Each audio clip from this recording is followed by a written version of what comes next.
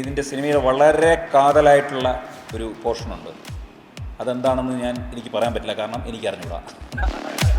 പഴയ ആ ഒരു സൗഹൃദം സിനിമയിലില്ല, അതൊരു സത്യാവസ്ഥയാണ്. ആദ്യം പ്രൊഡ്യൂസർ പറയുന്നത് കുറച്ച് പൈസ തന്നാൽ നിങ്ങളെ നായകനാക്കാന്നായിരിക്കും. പക്ഷേ ഈ പ്രൊഡ്യൂസർ അങ്ങനെ ചോദിക്കില്ലെന്ന് എനിക്കറിയാം. അങ്ങനെ ചോദിച്ച ഏതെങ്കിലും സിനിമകളുണ്ടോ? അങ്ങനെ ഓഡീഷൻസിന് പോകുമ്പം ഓരോ ഓഡീഷൻ കഴിയുമ്പോൾ നമ്മളെ മാറ്റി നിർത്തി പറയും, ചിറ്റു ഇന്നൊരു റോളുണ്ട്, ലീഡ് റോൾ വരാം, ഒരു ഇത്ര എമൗണ്ട് തന്നാൽ മതി. അപ്പോൾ അത്രയും സാമ്പത്തികമായിട്ട് സ്ട്രോങ് അല്ലാത്തതുകൊണ്ട് ആ പരിപാടിക്ക് പോയില്ല. ഒരു സ്പൂഫ് മോഡലുള്ളൊരു ഗാനം ഉണ്ടായിരുന്നു. ആ വരി, രണ്ട് വരി ഏതാണെന്നുള്ള ഒന്ന് പാടി കേൾപ്പിക്കാമോ? ഏതാണ്ടൊരു പെണ്ണ് വന്ന് കണ്ണിറുക്കി കാട്ടിയപ്പോ കാലിടറിപ്പോയോ അളിയാ, നിന്റെ നാവിടറിപ്പോയോ അളിയാ, ആരും കാണാതെ നിൻ മനസ്സിൻ കോണിൽ നിന്ന് പ്രണയമഴ പെയ്തോ അളിയാ. നമുക്ക് പറ്റാവുന്ന രീതിയിൽ നമ്മൾ അതിനെ എന്തെങ്കിലുമൊക്കെ ആക്കാനുള്ള ശ്രമം, അതായത് either by mannerisms or either by dialogue delivery, അല്ലെങ്കിൽ വേറൊരു രീതിയിലൊക്കെ ഒന്ന് ആക്കാൻ നോക്കും എന്നുള്ളതാണ്.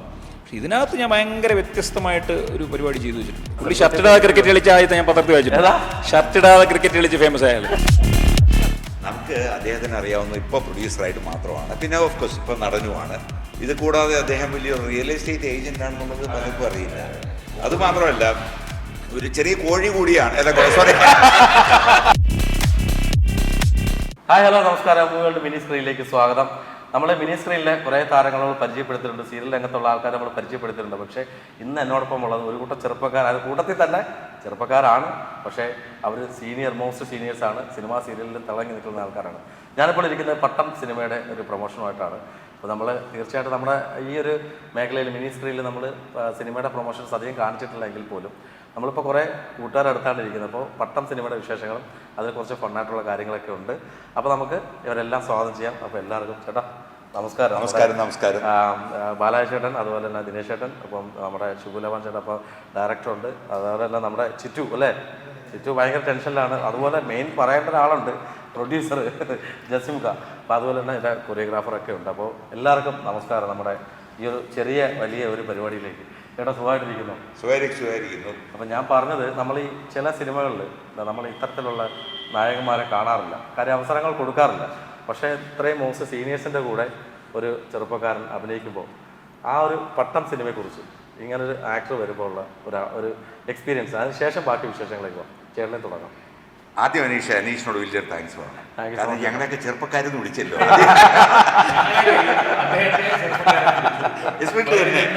ബാലജിക്ക് എന്നെ വയസ്സ് വളരെ താഴെ, എന്നെ ചെറുപ്പക്കാരെന്ന് വിളിച്ചതിന് സ്പെഷ്യൽ താങ്ക്സ്. അത് പറയാൻ കാരണമുണ്ട്, ചേട്ടൻ വന്നപ്പോൾ രണ്ടുപേരും പറഞ്ഞു, ഡേ മസിൽ പിടിച്ചുള്ള ഇന്റർവ്യൂ ഒന്നും വേണ്ട, കോമഡി അതേ മതി എന്ന് പറഞ്ഞു. അതുകൊണ്ടാണ്. അപ്പൊ നമുക്ക് അങ്ങനെ തന്നെ തുടങ്ങാം. നമ്മുടെ കൂട്ടത്തിൽ ചെറുപ്പക്കാർ എന്ന് പറയാൻ പറ്റുന്ന നമ്മുടെ ഹീറോസ് ഇവർ രണ്ടുപേരും ഇങ്ങനെ നിൽക്കുകയാണ്. അപ്പോൾ അവരാണ് ശരിക്കും പറഞ്ഞ ഈ പട്ടം എന്ന സിനിമ തുടക്കം മുതൽ അവസാനം വരെ കൊണ്ടുപോകുന്ന ആൾക്കാർ. അതിൻ്റെ ഇടയിൽ ഈ പറയുന്ന ചെറിയ മസാല പോലെ വന്നു പോകുന്ന ആൾക്കാരാണ് ഞങ്ങൾ. പക്ഷെ ഞങ്ങളുടെ ആ ഒരു പോർഷൻ എന്ന് പറയുന്നത് ചെറിയ പോർഷനല്ല. ആ പടത്തിൻ്റെ ഒരു കാതലായ ഭാഗത്ത് വരുന്നു, ആ കാതലായ ഭാഗത്ത് നമ്മൾ ഷൈൻ ചെയ്യുന്നു അല്ലേ. ശരിക്കും അതിപ്പോൾ അതെ, കൂടുതൽ അതിനെപ്പറ്റി പറയുന്നില്ല, കാരണം പറഞ്ഞു കഴിഞ്ഞാൽ പിന്നെ ഈ ഹീറോസിൻ്റെ വാല്യൂടൊപ്പം അതൊന്നും അത് പറയുന്നില്ല. ഏതായാലും വളരെ സന്തോഷമുണ്ട്, കാരണം എന്താ നമ്മുടെ പ്രൊഡ്യൂസർ കൂടിയാണ് ജാസിമിൻ്റെ ഒരു അപ്രതീക്ഷിതമായിട്ടുള്ള വീഡിയോയാണ് ഞങ്ങൾക്ക് വന്നത്. സത്യം പറഞ്ഞാൽ നല്ലൊരു സീനാണ്, സംഭവമാണ് എന്നൊക്കെ പറഞ്ഞ് വിളിച്ചു. ലൊക്കേഷനിൽ ചെന്ന് കഴിഞ്ഞപ്പോഴാണ് നമുക്ക് മനസ്സിലായത് പറഞ്ഞത് വെറുതെ അല്ല. ശരിക്കും പറഞ്ഞാൽ വളരെ ആസ്വദിച്ച് വർക്ക് ചെയ്തായിരുന്നു. 3 ദിവസം ഉണ്ടായിരുന്നു. ആ 3 ദിവസം ഞങ്ങൾ ശരിക്കും ഞങ്ങളുടെ കൂട്ടായ്മയായിരുന്നു. ആ കൂട്ടായ്മയിൽ കൂടുതൽ പറയുന്നില്ല, കാരണം എന്താ അതിന് വേഷം ഇത് കാണുന്നതിന് മനസ്സിലാവും പോലീസാണ് ഞാൻ. അപ്പോൾ പോലീസ് ആയതുകൊണ്ട് പോലീസ് SP ആണ് ഞാൻ കഥാപാത്രം ചെയ്തിരിക്കുന്നത്. അപ്പോൾ അതിനകത്ത് നമുക്ക് ചെയ്യാവുന്ന നല്ല രീതിയിൽ തന്നെ അത് ക്ലൈമാക്സ് വരെ കൊണ്ടുപോയി എത്തിച്ചിട്ടുണ്ട്. പടം ഞങ്ങളുടെ നോട്ടത്തിൽ, ഇനി ജനമാണ് തീരുമാനിക്കേണ്ടത്, പടം ഗംഭീരമായിട്ടുണ്ട്. ആൻഡ് എനിക്ക് ഏറ്റവും കൂടുതൽ പ്രതീക്ഷ ഈ 2 ചെറുപ്പക്കാരിലാണ്. കാരണം നല്ല സുന്ദരനായ ഒരു ചെറുപ്പക്കാരൻ ചിറ്റു ജാസിം സിനിമ മാത്രം മോഹിച്ച് സ്വന്തം ബിസിനസ്സെല്ലാം മാറ്റിവെച്ച് കുറേ നാട് അതിനു വേണ്ടി മാത്രം, ശരിക്കും പറഞ്ഞാൽ കഴിഞ്ഞ 2-3 വർഷമായി സിനിമയ്ക്ക് വേണ്ടി മാത്രം ഒഴിഞ്ഞു വെച്ചിരിക്കുകയെന്ന് പറയാം. അതാണ് ഈ പടത്തിൻ്റെ ഏറ്റവും വലിയ പ്രത്യേകത നമുക്ക് പറയാനുള്ളത്. പിന്നെ സംവിധായകൻ്റെ സൈഡിൽ നിന്നാണെങ്കിൽ അവരെ ആക്ച്വലി ചെയ്യാനുള്ളതെല്ലാം കറക്റ്റായിട്ട് ചെയ്തിട്ടുണ്ട്. നല്ലൊരു പ്രോഡക്റ്റ് നമ്മുടെ ഓഡിയൻസിന് മുന്നിൽ എത്തിക്കുന്നു, മലയാള പ്രേക്ഷകർക്ക് കൊടുക്കാൻ വേണ്ടി തീരുമാനിച്ചിരിക്കുന്നു. തീർച്ചയായിട്ടും. ഇനി ബാലാജിയുടെ ഊഴമാണ്. ബാലാജി പറയട്ടെ. നമ്മളെ ഒരു സിംപ്ലിസിറ്റി എന്തെന്ന് വെച്ച് കഴിഞ്ഞാൽ നമ്മൾ ഒരു മൈക്കിട്ടാണ് നമ്മൾ ഒരു പാത്രത്തിൽ എല്ലാവരും കൂടെ ചോറ് കഴിക്കുന്ന പോലെ ഒരു മൈക്കിട്ടാണ് നമ്മളെല്ലാവരും. നമ്മൾ അത്രയും വളരെ സിമ്പിളായിട്ടുള്ള ഒരു സെറ്റാണ്. പിന്നെ ഇതിൻ്റെ സിനിമയിൽ വളരെ കാതലായിട്ടുള്ള ഒരു പോർഷനുണ്ട്. അതെന്താണെന്ന് എനിക്ക് പറയാൻ പറ്റില്ല, കാരണം എനിക്ക് അറിഞ്ഞൂടാ. അഭിനയിച്ചിട്ട് അറിയത്തില്ല ചേട്ടാ, നമുക്കിത് അറിയുന്നില്ല. പിന്നെ രണ്ടാമത്തെ കാര്യം എനിക്ക് ഹൈലൈറ്റ് ആയിട്ട് പറയാനുള്ളത്, വളരെ വ്യത്യസ്തമായ ഒരു വേഷമാണ് ഞാൻ ചെയ്തിരിക്കുന്നത്. പോലീസ് വേഷമാണ്. ഇതുവരെ ചെയ്തിട്ടേ ഇല്ല ചേട്ടാ, ഇതുവരെ ചെയ്തിട്ടേ ഇല്ല. ഇതുവരെ ചെയ്തിട്ടില്ലാത്ത രീതിയിലാണ് ഞാൻ പിടിച്ചിരിക്കുന്നത്. കാരണം സിവിൽ ഡ്രസ്സൊക്കെ ഉണ്ട്, ഇടയിൽ സിവിൽ ഡ്രസ്സൊക്കെ ഉണ്ട്. അപ്പോൾ അങ്ങനെ കുറേ കാര്യങ്ങളുണ്ട് ഇതിനകത്ത്. എന്തായാലും പടത്തെക്കുറിച്ച് ഞാൻ കൂടുതൽ വിശദമായിട്ട് പറയുന്നില്ല. കാരണം ഇന്നത്തെ കാലത്ത് പിന്നെ ഇദ്ദേഹം ചോദിച്ചു പുതുമുഖം എന്ന് പറയും. ഇന്ന് പുതുമുഖങ്ങളുടെ ഐരളിയാണ്. ഇറങ്ങുന്നുള്ള എല്ലാ പടത്തിലും പുതുമുഖങ്ങളാണ് ഹീറോസ്. പഴയ മുഖങ്ങൾക്ക് വാല്യൂ ഇല്ലാതെ വന്നുകൊണ്ടിരിക്കുന്ന ഒരു സമയം ആണ്. അപ്പോൾ അതിൻ്റെ ഇടയിൽ നമ്മൾക്ക് ഇതുപോലെയുള്ള പുതുമുഖങ്ങളായിട്ട് സഹകരിക്കാൻ പറ്റുകയെന്ന് പറഞ്ഞു കഴിഞ്ഞാൽ നമ്മൾ അത്രയും അപ്ഡേറ്റഡ് ആവുകയാണ്. പറഞ്ഞു മനസ്സിലായില്ലേ? വീണ്ടും ചെറുപ്പത്തിലേക്ക് പോവുകയാണ്. അവരിൽ നിന്നാണ് നമ്മൾ പഠിക്കുന്നത്. അപ്പോൾ എന്തായാലും പടം ഒരു എന്താ പറയുക, ഒരു പട്ടം പോലെ ഉയർന്നു പോകട്ടെ എന്നാണ് നമ്മുടെയൊക്കെ ആഗ്രഹം. അതെ, നാളത്തെ താരങ്ങളാവട്ടെ. കാരണം ഇപ്പം വലിയ ഭവ്യതയോടൊക്കെ ഇരിക്കും. നാളെ നമ്മളൊരു ഡേറ്റിന് കൊണ്ടുപോകുമ്പോഴത്തേക്കും കണ്ട ഇപ്പം തന്നെ നോക്കി ഇപ്പോഴേ ചെറിയ ചാടയൊക്കെ വന്നു തുടങ്ങി. ചേട്ടാ ചാടയല്ല, എന്നോട് ഒന്ന് ചോദിക്കുക ചേട്ടാ, എനിക്ക് വിറക്കുന്നിങ്ങനെ. എന്തായാലും പക്ഷെ അന്ന് നമ്മൾ കണ്ട അതേ എന്താ പറയുക സ്നേഹവും അല്ലേ, നമ്മൾ ഒന്നിച്ച് വർക്ക് ചെയ്യപ്പോഴുള്ള. അതെ. പിന്നെ ഇദ്ദേഹം നമ്മുടെ ഇതിനകത്ത് വളരെ അട്രാക്ഷൻ ആയിട്ടുള്ള കാര്യം എന്ന് വെച്ച് കഴിഞ്ഞാൽ ഇതിൻ്റെ പ്രൊഡ്യൂസറായിട്ടുള്ള ജാസിം ഇതിനകത്തൊരു ഗംഭീര വേഷം ചെയ്തിട്ടുണ്ട്. അപ്പോൾ പുള്ളി പറഞ്ഞു, കാരണം അന്നും പുള്ളി ഈ ഷൂട്ട് ചെയ്യുന്ന സമയത്ത് രാകേഷിനോട് പറഞ്ഞു എനിക്കിങ്ങനെ ബോഡി കാണിക്കണം, സൽമാൻ ഖാൻ്റെ ബോഡിയാണ് എൻ്റെ അത് കാണിക്കണം എന്ന് പറഞ്ഞു. അപ്പോൾ രാജേഷ് പറഞ്ഞു അത് പറ്റില്ല, ഈ പടത്തിൽ വേണ്ട, അത് അടുത്ത പടത്തിൽ ഇടാമെന്ന് പറഞ്ഞു. അപ്പോൾ പുള്ളി എന്താണെന്ന് വെച്ച് കഴിഞ്ഞാൽ അങ്ങനെ ഒരു ഷർട്ട് പുള്ളി ഇന്ന് കടയിൽ പോയി കഴക്കൂട്ടത്ത് വന്ന് നമ്മൾ ഇത്ര നേരം വെയിറ്റ് ചെയ്തുകൊണ്ടിരുന്നപ്പോൾ പുള്ളി തൊട്ടപ്പുറത്ത് ഒരു കടയിൽ പോയിട്ട് പറഞ്ഞു എനിക്ക് ബോഡി കാണുന്ന ഒരു ഷർട്ട്. അതൊക്കെയാണ് ഈ പടത്തിൻ്റെ ഒരു ഹൈലൈറ്റ് എന്ന് പറയുന്നത്. ബാക്കി മൈക്ക് ഹാൻഡ് ഓവർ ടു. ഇനി അടുത്ത വരുന്നുണ്ട്, നിങ്ങൾ പിടിച്ചു കേട്ടോ. ശിവചേട്ടൻ അടുത്ത വരുന്നുണ്ട്. എല്ലാവർക്കും നമസ്കാരം. പട്ടം എന്ന ഈ സിനിമയിൽ എനിക്ക് വെറൈറ്റി ആയിട്ടുള്ള ഒരു ക്യാരക്ടറാണ് കിട്ടിയിരിക്കുന്നത്. ക്യാരക്ടറിൻ്റെ പേര് കേട്ടാൽ നിങ്ങൾ ഞെട്ടും. ലാലേട്ടൻ സാർ എന്നാണ് എൻ്റെ ക്യാരക്ടർ.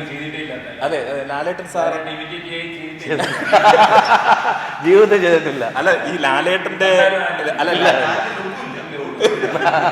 അതായത് ലാലേട്ടനെ ഞാൻ ടി വിയിലും ലാലേട്ടൻ ഇരിക്കുമ്പോൾ നേരിട്ട് മുന്നിൽ ഞാൻ അവതരിപ്പിച്ചിട്ടുണ്ട് ലാലേട്ടനെ. പക്ഷേ ഒരു സിനിമയിൽ ലാലേട്ടൻ്റെ പേരിലുള്ളൊരു കഥാപാത്രം ചെയ്യാൻ ഒരു ഭാഗ്യം കിട്ടിയിരിക്കുകയാണ്. അപ്പോൾ എന്നാൽ ഈ വേഷം ഒരു കോളേജ് അധ്യാപകനാണ്. ലാലേട്ടനെ ഫുൾ ടൈം അനുകരിച്ച് നടക്കുന്ന ഒരു കഥാപാത്രമല്ല. പക്ഷേ ഒരു സിറ്റുവേഷൻ വരുമ്പോൾ കുട്ടികളെ രസിപ്പിക്കാൻ വേണ്ടി ലാലേട്ടനെ കാണിക്കുന്നുണ്ട് ക്യാമ്പിൽ. ഇപ്പോൾ ബാലാജി ചേട്ടൻ തന്നെ എയർഫോഴ്സിലായിരുന്നു അല്ലേ? ആദ്യം ബാലാജി ചേട്ടന് നല്ല കഴിവുണ്ടായിരുന്നു. പക്ഷേ എന്തോ എയർഫോഴ്സിലേക്ക് അങ്ങ് പോയി അല്ലേ? പിന്നെ അത് കഴിഞ്ഞിട്ട് പക്ഷേ എങ്കിലും ഈ കല എന്ന കാര്യം ഇങ്ങനെ മനസ്സിലുള്ളപ്പോൾ അത് വീണ്ടും പ്രകടിപ്പിക്കാൻ വേണ്ടി ചേട്ടൻ ആ ജോലി രാജിവെച്ച് തിരിച്ചു വന്നു. അതുപോലെ എൻ്റെ കഥാപാത്രം ഒരു കോളേജിലെ അധ്യാപകനാണ്. അപ്പോൾ ഞാനൊരു മിമിക്രിക്കാരൻ കൂടിയാണ്. അപ്പോൾ ലാലേട്ടൻ അനുകരിച്ചിരുന്ന മിമിക്രി ചെയ്തിരുന്ന ഒരു കോളേജ് അധ്യാപകനാണ്. അപ്പോൾ അങ്ങനെ ഈ സിറ്റുവേഷനിൽ ലാലേട്ടനെയൊക്കെ കാണിക്കുന്നുണ്ട്. ആ ഒരു സിറ്റുവേഷനിൽ കാണിക്കുന്നുണ്ട് ലാലേട്ടനെ. വേറെ കാര്യം പറയാനുള്ളതേ, കിരീടം അല്ലേ? ആ പോയിന്റിലേക്ക് ഞാൻ വരികയാണ്. അതായത് ലാലേട്ടൻ്റെ പേരിലുള്ളൊരു കഥാപാത്രം ചെയ്യുന്നു. ആ സിനിമയിൽ ദിനേശ് ചേട്ടൻ അഭിനയിക്കുന്നു. ദിനേശ് ചേട്ടൻ മലയാളത്തിൽ എവർഗ്രീൻ ഹിറ്റ് കിരീടത്തിൻ്റെ പ്രൊഡ്യൂസർ. അദ്ദേഹത്തിനോടൊപ്പം ഇങ്ങനെ ഒരു ഇൻ്റർവ്യൂവിൽ പങ്കെടുക്കാൻ സാധിക്കുന്നു. അതൊക്കെ ഒരു ഭാഗ്യമാണ്. പിന്നെ ലാലേട്ടൻ്റെ ആ പഴയ ആ കിരീടത്തിലെ എന്തെങ്കിലും ഒരു കാര്യങ്ങൾ ഇപ്പോൾ കിരീടത്തെ പറ്റി പറയുമ്പോൾ എനിക്ക് പെട്ടെന്ന് ഇപ്പോൾ പറയാനുള്ളൊരു വളരെ സന്തോഷകരമായ ഒരു ന്യൂസ് എന്ന് പറയുന്നത്, കിരീടം റിലീസ് ചെയ്തിട്ട് 35ാം വാർഷികം ഈ ജൂലൈ 7-ാം തീയതി നമ്മൾ തികച്ചു. അപ്പോൾ ആ ഒരു വലിയ ആഘോഷമൊന്നും നമ്മൾ നടത്തിയില്ലെങ്കിൽ പോലും ദൈവത്തിൻ്റെ ഒരു മേൽനോട്ടം ഇതിനകത്തുണ്ടായിരുന്നുകൊണ്ടും സർക്കാരിൻ്റെ ഒരു സപ്പോർട്ട് ഉണ്ടായിരുന്നുകൊണ്ടും കിരീടം പാലം എന്നറിയപ്പെടുന്ന ആ പാലം ഇപ്പോൾ വളരെ ഗംഭീരമാക്കിക്കൊണ്ട് അതിനെ ഗവൺമെൻറ് എത്ര 3 കോടി രൂപ എന്തോ അലോ ചെയ്തു. അപ്പോൾ അതിനിടയ്ക്ക് ആർക്കിടെക്ട് ശങ്കറുണ്ട്, അദ്ദേഹമാണ് ശരിക്കും പറഞ്ഞാൽ അതിൻ്റെ മേൽനോട്ടം വഹിക്കുന്നത്. അദ്ദേഹം എന്നെ ഒരു ദിവസം വിളിച്ചിട്ട് പറഞ്ഞു ഇങ്ങനെ ആ പാലത്തിൽ നമുക്കൊന്ന് പോയി പഴയ കഥകളൊക്കെ ഒന്ന് നമുക്ക് സംസാരിക്കാം. ഞാൻ അദ്ദേഹത്തിനോട് ചെല്ലുന്നു. ചെന്ന് കഴിഞ്ഞിട്ട് എൻ്റെ കുറേ സജഷൻസ് അദ്ദേഹം ചോദിച്ചു. ഞാൻ പറഞ്ഞു എൻ്റെ ഒരു ബാക്ക്ഗ്രൗണ്ട് വെച്ച് നോക്കുകയാണെങ്കിൽ ആ കിരീടം പാലത്തിൻ്റെ കഥയെല്ലാം പറഞ്ഞു കഴിഞ്ഞപ്പോഴേക്കും പുള്ളി മറന്നു കിടക്കരുന്നുണ്ട്. അപ്പം ഞാൻ പറഞ്ഞപ്പോഴാണ് പുള്ളിക്ക് ഓർമ്മ വന്നത്, ആ കിരീടം അതൊക്കെ ഉണ്ടല്ലേ എന്ന് പറഞ്ഞ് അതിൻ്റെ ഇപ്പോൾ ഒരു വർക്കൗട്ട് ചെയ്തിരിക്കുന്ന ഒരു സ്റ്റിൽ എനിക്ക് പുള്ളി അയച്ചു തന്നു. എന്ത് രസമായിട്ടാണ് ആ ഒരു ചേഞ്ച് വന്നിരിക്കുന്നത് അറിയാമോ. അതായത് ആ പാലം ഇനി വരാൻ പോകുന്നൊരു 1.5 കോടി രൂപ എന്തോ ആ പാലത്തിൻ്റെ പുറത്ത് അപ്പുറത്തും ഇപ്പുറത്തുമായിട്ട് ചിലവാക്കിയിട്ട് അത് ഏറ്റവും നല്ല ഒരു ടൂറിസ്റ്റ് സ്പോട്ടാക്കിക്കൊണ്ട് ട്രിവാൻഡ്രത്തിൻ്റെ ഒരു ഹൈലൈറ്റായിട്ട് മാറാൻ പോവുകയാണ്. അപ്പോൾ അത് എനിക്ക് തോന്നുന്നു ഒരു സിനിമയ്ക്ക് കിട്ടുന്ന, എൻ്റെ പേഴ്സണൽ കാര്യത്തിലല്ല ഞാൻ പറയുന്നത്, ഒരു സിനിമയുടെ പേരിൽ അല്ലെങ്കിൽ അതിൻ്റെ ഒരു മോഹൻലാലിൻ്റെയും പേര് അവിടെ വരുന്നുണ്ട്. പിന്നെ ആ റോഡിനിപ്പോൾ പേരിട്ടിരിക്കുന്നത് തന്നെ തിലകൻ ശ്രീ തിലകൻ റോഡെന്നാണ്. അപ്പോൾ തിലകൻ ചേട്ടൻ്റെ പേരിൽ ആ റോഡ് അറിയപ്പെടുന്നു, ഈ കിരീടത്തിൻ്റെ പേരിൽ അങ്ങനെ ആ ഒരു ഏരിയ അറിയപ്പെടുന്നു എന്നൊക്കെ പറയും വലിയൊരു ഭാഗ്യമാണത്. അപ്പോൾ അതേപോലെ ഒരു എല്ലാവരും എൻ്റെ അടുത്ത് ചോദിക്കുന്നൊരു ചോദ്യമുണ്ട്, കിരീടം റിലീസിന് മുമ്പ് നിങ്ങൾക്കൊരു തോന്നലുണ്ടായിരുന്നോ ഈ ചിത്രം വൻ ഹിറ്റാവും? ഞാൻ പറഞ്ഞു, ഈ സിനിമയുടെ കാര്യത്തിൽ ഒന്നും പറയാൻ പറ്റില്ല. എല്ലാ ചിത്രങ്ങളും ഇറങ്ങി കഴിയുമ്പോൾ ജനം സ്വീകരിച്ചാൽ അത് ഹിറ്റാവും എന്ന് പറയുന്ന പോലെ ഇതാ പ്രൊഡ്യൂസർ നേരെ മുമ്പിലിരിക്കുന്നു, ടെൻഷനിലാണ്. പക്ഷെ നമുക്കൊരു കാര്യം ഉറപ്പുണ്ട്, ഈ സിനിമ ഹിറ്റാകും, അടിപൊളി ഹിറ്റാവണം അല്ലേ? തീർച്ചയായിട്ടും ചേട്ടൻ പറഞ്ഞാൽ തന്നെ കിരീടം ചെങ്കോല് കഴിഞ്ഞു, ഇനി കിരീടം പോലൊരു മൂവി അതുകൂടെ ചോദിക്കാം. പട്ടം സിനിമയുടെ ഇടയ്ക്ക് ചോദിക്കുകയാണ്, ഇനി എന്തെങ്കിലും ഒന്നും നമുക്ക് പ്രതീക്ഷിക്കാമോ? അല്ല, ഞാൻ എടുത്ത സിനിമകൾ എല്ലാം തന്നെ അത്യാവശ്യം ഓടിയിട്ടുള്ള സിനിമകൾ തന്നെയാണ്. കാരണം അതിനുശേഷം പ്രണയവർണ്ണങ്ങൾ, കളിവീട്, മയിൽപീലിക്കാവ്, പിന്നെ മമ്മൂട്ടി വെച്ച് സ്റ്റാലിൻ ശിവദാസിനൊരു ചിത്രം എടുത്തു, അത് ഓടിയില്ല. എന്നാൽ പോലും എനിക്ക് അഭിമാനിക്കാം. കാരണം എന്നറിയാമോ, ഇന്നത്തെ മുൻനിരയിലുള്ള മമ്മൂട്ടി, മോഹൻലാൽ, സുരേഷ് ഗോപി, ജയറാം, കുഞ്ചാക്കോ ബോബൻ, ബാബു ആൻ്റണി, മുകേഷ് എന്നിങ്ങനെയുള്ള എല്ലാ നടന്മാരെയും വെച്ച് എനിക്ക് സിനിമ എടുക്കാൻ, പ്രൊഡ്യൂസ് ചെയ്യാനുള്ള ഭാഗ്യം കിട്ടി. ഇന്നത്തെ കാലത്ത് അത് എത്ര പേർക്ക് ആ ഭാഗ്യം കിട്ടിയിട്ടുണ്ടെന്ന് എനിക്കറിയില്ല. പക്ഷേ നമ്മുടെ സിനിമയുടെ ഇപ്പം നമ്മളൊക്കെ അഭിനയിക്കുന്നവരാണ്, നമുക്കറിയാം, ലൊക്കേഷനിൽ പോകുന്നവരാണ്. ഇന്നത്തെ സിനിമയുടെ മേക്കിംഗ് തന്നെ കംപ്ലീറ്റ് മാറിപ്പോയി. പഴയ ആ ഒരു സൗഹൃദം സിനിമയിലില്ല, അതൊരു സത്യാവസ്ഥയാണ്. അല്ലെങ്കിൽ ആ സിനിമയിലുള്ള സിൻസിയറിറ്റി ഇല്ല. ഈ 2-3 കാര്യങ്ങൾ നമ്മളെ ഭയങ്കരമായിട്ട് വേദനിപ്പിക്കുന്നുണ്ട്. കാരണം ഒരു പ്രൊഡ്യൂസർ കാശ് മുടക്കി ലക്ഷങ്ങളും കോടികളൊക്കെ മുടക്കിയാണ് രംഗത്ത് വരുന്നത്. ആ ചിത്രം വിജയിക്കണമെന്ന് ഒരാളുടെ മാത്രം ഒരു ലുക്കൗട്ടായിട്ട് മാറുന്നു. പ്രൊഡ്യൂസർക്ക് ഓടിയാൽ ഓടി, കിട്ടിയാൽ കിട്ടി എന്നല്ലാതെ അഭിനയിക്കുന്നവർക്ക് അവർ ജോലി ചെയ്യുന്നു, കാശ് കിട്ടുന്നു, അവർ പോകുന്നു. ആ പടം ഓടിയില്ലെങ്കിലും കുഴപ്പമില്ല. പക്ഷെ പണ്ടത്തെ കാലത്ത് ഒരു നഷ്ടം വന്നാൽ പോലും നമുക്ക് പിടിച്ചു നിൽക്കാൻ പറ്റുമായിരുന്നു. അത് വെറും അന്നത്തെ ലക്ഷങ്ങൾ വലുതാണെങ്കിൽ പോലും ഒരു രണ്ടാമത്തെ ഒരു വരവിന് വേണ്ടി നമുക്ക് ശ്രമിക്കാൻ പറ്റും. ഇന്നത്തെ കാലത്ത് പറ്റും തോന്നുന്നുണ്ട് ബാലാജി. കാരണം എന്നറിയാമോ, ഇന്നൊരു സിനിമ തിയേറ്ററിൽ ഓടിയില്ലെങ്കിൽ OTT പോകുന്നില്ല, നമ്മുടെ സാറ്റലൈറ്റ് പോകുന്നില്ല, അല്ലെങ്കിൽ ഓവർസീസ് ഇല്ല. അപ്പം അങ്ങനെ വരുമ്പോൾ മുടക്കിയ പൈസ മുഴുവൻ പോയി കിട്ടുകയാണ്. അപ്പം അങ്ങനെ ഒരു ചിത്രത്തിന് വരാതിരിക്കട്ടെ എന്ന് പ്രാർത്ഥിച്ചുകൊണ്ടാണ് നമ്മൾ എപ്പോഴും ഒരു പടം അഭിനയിക്കുന്നത്. എന്ന് ശരിക്കും പറഞ്ഞാൽ അതുകൊണ്ട് സിനിമ പ്രൊഡ്യൂസ് ചെയ്യാൻ ചിന്തിക്കുന്നില്ല. ഇപ്പോൾ നമ്മളല്ലാതെ ഇപ്പോൾ പോയി അഭിനയിക്കുന്നു. നേരത്തെ പറഞ്ഞു, നമ്മൾ വയസ്സനായ ചെറുപ്പക്കാരനാണ് ഞാൻ. അപ്പോൾ ഈ വയസ്സിൽ ഒരു റിസ്ക് എടുക്കാൻ ഞാൻ താല്പര്യപ്പെടുന്നില്ല. എങ്കിലും എടുത്ത ചിത്രങ്ങളെല്ലാം ഇത്രയും നല്ലതാക്കിക്കൊണ്ട് ജനങ്ങളിലേക്ക് എത്തിച്ചു. അതിൽ ഒരു വലിയൊരു താങ്ക്സ്. അപ്പം ഈ ചേട്ടൻ പറയുന്നത് തന്നെ നെറ്റിൻ്റെ ഇടയിൽ കൂടെ എനിക്കൊരു സൗണ്ട് കേൾക്കാം, ആ ഒരു നെഞ്ചിടിപ്പ്. ഇപ്പോൾ ഓരോന്ന് പറയുമ്പോഴും പ്രൊഡ്യൂസറിൻ്റെ ആ ഒരു നെഞ്ചിടിപ്പ് കേൾക്കാൻ സാധിക്കുന്നുണ്ട്. അത് സൗണ്ട് നെഞ്ചിടിപ്പിന്റെ അല്ല, ഈ സാധനം ഇങ്ങനെ ആടുന്നതിന്റെ. കാരണം അതിനുള്ള പ്രിപ്പറേഷൻ ഉണ്ട്, നല്ല വർക്കൗട്ട് നടന്നുകൊണ്ടിരിക്കുകയാണ്. ഗംഭീരമായിട്ട് വരട്ടെ. നെഞ്ചുകൊണ്ടല്ല, അതെ, നെഞ്ചുകൊണ്ട് പറയും, നെഞ്ചിനകത്തുള്ള എല്ലാം പോരട്ടെ. ജാസിമുഖ, അത് തന്നെ വളരെ സന്തോഷം. അത് തന്നെ കാര്യം വേറൊന്നുമല്ല, ഇത്രയും പ്രഗത്ഭരായിട്ടുള്ള ആർട്ടിസ്റ്റുകളെ കിട്ടുക എന്ന് വലിയ ഭാഗ്യം തന്നെയാണ്. ഒപ്പം അതിലൂടെ നല്ല കുറേ ചെറുപ്പക്കാർക്ക് അവസരം കൊടുത്തു അല്ലേ? അപ്പോൾ ഈ പടത്തിലേക്ക് വരാനുള്ളൊരു ഒരു വഴി കാണുമല്ലോ, ഒരു വേ, അത് എവിടെ നിന്നായിരുന്നു കിട്ടി? അല്ലെങ്കിൽ ആലോചന, ഇങ്ങനെ ഒരു സിനിമ ചെയ്യാമെന്നുള്ളൊരു ആലോചന ഡയറക്ടറും അല്ലെങ്കിൽ സ്ക്രിപ്റ്റ് റൈറ്ററും താങ്കളൊന്ന് കണ്ടതാണോ, അതോ അങ്ങോട്ടേക്ക് പോയി സംസാരിച്ചിട്ട് നമുക്കൊരു പടം ചെയ്യാമെന്ന് തീരുമാനിച്ചായിരുന്നു? ആ കഥ അറിയണ്ടേ? സംഭവം ഞാൻ ചെറിയ കോമഡി ആയിട്ടൊക്കെ നടന്നതാണ്, സ്റ്റേജ് ഷോ ആയിട്ടൊക്കെ നടന്നതാണ്. അപ്പോൾ എൻ്റെ ഫ്രണ്ട്സ് ഇതുപോലെ ഫ്രണ്ട് വന്ന് പറഞ്ഞ് എനിക്ക് ഇതുപോലെ അഭിനയിക്കാൻ ഒരു ചാൻസ് ഉണ്ട്, നിങ്ങൾക്ക് അങ്ങനെ ഞാൻ അഭിനയിക്കാൻ പോയതാണ്. അങ്ങനെ പ്രൊഡ്യൂസറായിരുന്നു. അങ്ങനെ പ്രൊഡ്യൂസറായിരുന്നു. പക്ഷേ നഷ്ടം വരില്ല തീർച്ചയായിട്ടും. ചേട്ടൻ പറഞ്ഞ പോലെ തന്നെ ഈ പടം നല്ലൊരു ഹിറ്റാവും. പക്ഷെ അത് പറഞ്ഞില്ല, അഭിനയിക്കാൻ പോയിട്ട് അതിലേക്ക് വന്നപ്പോൾ അതൊരു വലിയ കഥയാണ്, അതിപ്പോൾ പറഞ്ഞിരിക്കുന്നത് ചെറുതായിട്ട് പറ, ഒരു വരിയിൽ പറ. അല്ല, ഞാൻ പറഞ്ഞില്ല, അഭിനയിക്കാൻ പോയി അഭിനയിച്ചു. അഭിനയിക്കാൻ പോകുന്ന സമയത്ത് വേറെ പ്രൊഡ്യൂസർ ആയിരുന്നോ? അതെ, പ്രൊഡ്യൂസർ. അദ്ദേഹം മാറിയപ്പോൾ താങ്കൾ അത് ഏറ്റെടുത്തു. എന്താ പ്രേക്ഷകരോട് പറയാനുള്ള? എൻ്റെ ഫസ്റ്റ് പടം ആണ് ഇത്. വിജയിപ്പിക്കണം. എന്നാലേ അടുത്ത സിനിമയിലാണ് എനിക്ക് അടുത്ത സിനിമ എടുക്കാൻ പറ്റുള്ളൂ, എടുക്കാൻ പറ്റത്തുള്ളൂ. പ്രചോദനം കിട്ടത്തുള്ളൂ അല്ലേ? തീർച്ചയായിട്ടും അതുണ്ടാവട്ടെ. ഈ പടം നല്ലൊരു വിജയത്തിലേക്ക് വരും. അപ്പോൾ നേരെ നമുക്ക് ചുറ്റുവിലേക്ക് വരും അല്ലേ? ചുറ്റു അഭിപ്രായം അല്ലേ? എന്നോട് പറഞ്ഞു ഫുൾ നെയിം പറയണം, അല്ലെങ്കിൽ വീട്ടുകാരെല്ലാം പറയും. ഒരു കാര്യം അതിൻ്റെ ഇടയിൽ പറയാനുള്ളതെന്ന് വെച്ച് കഴിഞ്ഞാൽ, നമ്മളിപ്പോൾ ഞാനായാലും ദിനേശ് ചേട്ടനായാലും നമ്മൾ ഒരുപാട് സിനിമകളിൽ അഭിനയിക്കുന്നുണ്ട്. ഇപ്പോൾ ഷിബു ആയാലും നമ്മൾ ഈ പ്രൊമോഷൻ ഇന്നലെ രാത്രിയാണ് എന്നെ ജാസിം വിളിക്കുന്നത്. അപ്പോൾ അതിന് വരാനുള്ള ഒരു കാരണം എന്ന് പറഞ്ഞു കഴിഞ്ഞാൽ, പുള്ളി പ്രൊഡ്യൂസറായിട്ട് വന്നതാണോ നടനായിട്ട് വന്നിട്ട് പ്രൊഡ്യൂസറായെന്നുള്ളതൊന്നും നമുക്കറിയില്ല എൻ്റെ ഡീറ്റെയിൽസ് ഒന്നും. പക്ഷേ പുള്ളി അന്ന് വളരെ മാന്യമായ രീതിയിലാണ് നമ്മൾ ഡീൽ ചെയ്തത്. പറഞ്ഞ പേയ്മെൻറ്റ് തരിക, പറഞ്ഞ രീതിയിൽ ഡേറ്റിൽ തെറ്റിക്കാതെ ഒക്കെ വളരെ മാന്യമായ രീതിയിലാണ് പുള്ളി നമ്മളടുത്ത് ബിഹേവ് ചെയ്തത്. അത് ആ ഒരു ബിഹേവിയറിൻ്റെ ഒരു അപ്പം നമ്മൾ ഇതുപോലുള്ളൊരു പടത്തിൽ നമ്മളെ ആവശ്യമുണ്ട്, നമ്മളെ പ്രൊമോഷനിൽ വരിക എന്ന് പറഞ്ഞപ്പോൾ നമ്മൾ തീർച്ചയായിട്ടും ഞങ്ങൾ ഒന്നിച്ച് ഇന്ന് നമ്മൾ തമ്മിൽ സംസാരിച്ചിട്ട് പറഞ്ഞു തീർച്ചയായിട്ടും നമ്മൾ വേറെ ഏതിന് പോയില്ലെങ്കിലും നമ്മൾ വരണം എന്നുള്ള രീതിയിലാണ് നമ്മൾ വന്നത്. ഒരൊറ്റ കോൾ വിളിച്ചിട്ടുണ്ട്. അപ്പോൾ വേറെ ഒരു എക്സ്ക്യൂസ് പറഞ്ഞത് ഞാൻ ജാസിനെ വരാൻ. ഇന്നലെ രാത്രിയിൽ എന്നെ വിളിച്ചിട്ട് പറഞ്ഞത് നിങ്ങൾ രണ്ടുപേരും ഉണ്ടെന്ന് പറഞ്ഞായിരുന്നു, പക്ഷേ ബാലാചേട്ടൻ ഉണ്ടെന്ന് എന്നോട് ലാസ്റ്റ് റൂമിലാണ് എന്നോട് പറഞ്ഞത്. രാത്രിയാണ് എന്നെ വിളിക്കുന്നത്. വിളിച്ച് രാവിലെ ദിനേശ് ചേട്ടനും വിളിച്ചു, ഇങ്ങനെ പോകുന്നു. അല്ല, അത് നമ്മളതല്ല, നമ്മൾ മീൻസ് നമുക്ക് വരാൻ, ഞാൻ പറഞ്ഞ ഗിവ് ആൻഡ് ടേക്ക് ആണല്ലോ സിനിമ. അതെ, നമ്മൾ ചില സിനിമകളിൽ പോകുമ്പോഴത്തേക്ക് നമുക്ക് കിട്ടുന്ന ഒരു ഇതുണ്ടല്ലോ, അത് പുള്ളി അദ്ദേഹം ആദ്യമായി വന്ന് പെട്ട ഒരാളെ പോലും നമ്മളറിയില്ല. ഇപ്പോൾ ഈ പറഞ്ഞപ്പോഴാണ് ഞാൻ അറിയുന്നത് പുള്ളി അഭിനയിക്കാൻ വന്നിട്ട് പ്രൊഡ്യൂസറായ കഥയൊക്കെ ഇപ്പോഴാണ് ഞങ്ങൾ അറിയുന്നത്. ഞാൻ വേറെ കാര്യങ്ങൾ പറയാൻ പറ്റുമോ? അത് ഇന്നലെ എന്നെ വിളിച്ച് കഴിഞ്ഞപ്പോഴേക്കും ആദ്യം പറഞ്ഞത് ദിനേശേട്ടാ, ഇങ്ങനെ നമ്മുടെ പട്ടത്തിൻ്റെ റിലീസൊക്കെ ഫിക്സ് ചെയ്തിട്ടുണ്ട്, നമുക്കിതിന് ഒരു പ്രൊമോഷന് വേണ്ടിയിട്ട് നാളെ ഫ്രീ ആയിരിക്കും, നമുക്കൊരു അങ്ങനെ ടോക്ക് ഷോ പോലെയൊക്കെ വയ്ക്കാം. ഞാൻ പറഞ്ഞു ഞാൻ നാളെ വേണമെങ്കിൽ അഡ്ജസ്റ്റ് ചെയ്യാം, കുഴപ്പമില്ല എന്ന് പറഞ്ഞു. എല്ലാവരും ഉണ്ടാവും, എല്ലാവരും ഉണ്ടാവും. അല്ല ചേട്ടാ, ഒരു കാര്യം പറഞ്ഞോട്ടെ, ഇതിന് പേയ്മെൻറ്റ് തരാനും എൻ്റെ ഉണ്ടാവും. ഞാൻ പറഞ്ഞു ജാസിം, നിങ്ങളോട് പേയ്മെൻറ്റ് ഞാൻ ചോദിച്ചോ? ഇല്ല, നിങ്ങളുടെ ഒരു പൈസയും ഞങ്ങൾ എക്സ്ട്രാ ചോദിക്കില്ല, ഞങ്ങൾ വരും, നിങ്ങളുടെ കൂടെ സഹകരിക്കും, ഈ പടം ഹിറ്റ്. ഞാൻ വിചാരിച്ച് പേയ്മെന്റ് ഉണ്ടെന്ന് പറഞ്ഞാൽ ഞാൻ വന്നിട്ടില്ല. പറഞ്ഞില്ലായിരുന്നല്ലേ? ഇവന് ഒരു സീരിയലിൽ വർക്കുണ്ടായിരുന്നു.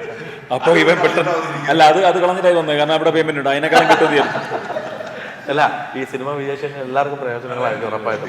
അല്ല, ഒരു പ്രൊഡ്യൂസറിന്റെ വേദന അറിയാവുന്നതുകൊണ്ടായിരിക്കും താങ്കൾ അത് അങ്ങനെ സംസാരിച്ചത്. ഇതിനകത്ത് നമ്മൾ പൈസയുടെ ഒരു കാര്യം മാത്രമല്ല, പൈസ എല്ലാവർക്കും ഇമ്പോർട്ടൻ്റ് ആണ്, അത് അല്ലാന്ന് പറയുന്നില്ല. നേരത്തെ ബാലാജി പോയിന്റ് ഔട്ട് ചെയ്തൊരു കാര്യം വളരെ ഇമ്പോർട്ടൻ്റ് ആണ്, പ്രസക്തമാണ്. കാരണം എന്ന് വെച്ച് കഴിഞ്ഞാൽ ഞങ്ങളോട് ആ ലൊക്കേഷനിൽ ഞങ്ങൾ 3 ദിവസം വർക്ക് ചെയ്തു. 3 ദിവസം വർക്ക് ചെയ്തപ്പോൾ ഞങ്ങളോട് കാണിച്ചിട്ടുള്ള സ്നേഹം, അവിടെ ലൊക്കേഷനിൽ കാണിച്ചിട്ടുള്ള മര്യാദ, ഡിസിപ്ലിൻ എല്ലാം നമ്മൾ കണ്ടതാണ്.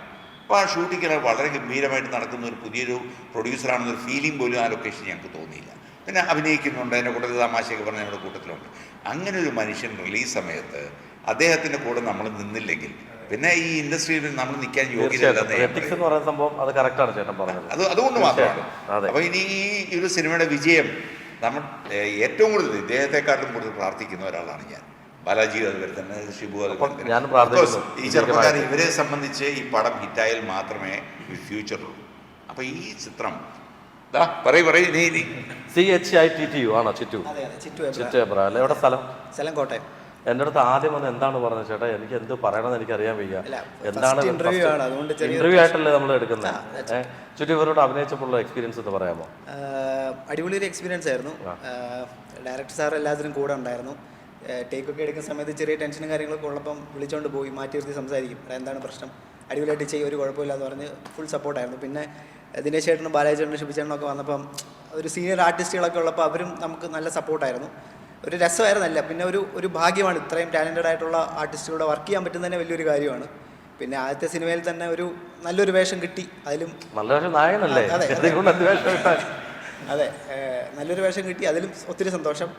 ഇനി എല്ലാം സിനിമയെല്ലാം നല്ലതായിട്ട് ഇറങ്ങട്ടെ. വേറെ കാര്യമുണ്ട്, ദിനേശ് ചേട്ടൻ കറക്റ്റായിട്ട് നോക്കുന്നുണ്ട്. ഒന്നുകിൽ സീരിയലിലെ നായകനാക്കും, അല്ലെങ്കിൽ അടുത്ത സിനിമയിൽ എന്തായാലും വിളിക്കും, അത് ഉറപ്പാണ്. നല്ല പോയിന്റായിട്ട് നോക്കുന്നുണ്ട് കേട്ടോ. ഇതിൽ കഥാപാത്രം ഏത് ജോണറിലാണ് വരുന്നത്? എന്ത് ജോണറിലാണ് വരുന്നത്? ഇതൊരു സസ്പെൻസ് ത്രില്ലർ പോലൊരു പടമാണ്, ക്യാമ്പസ് മൂവിയാണ്.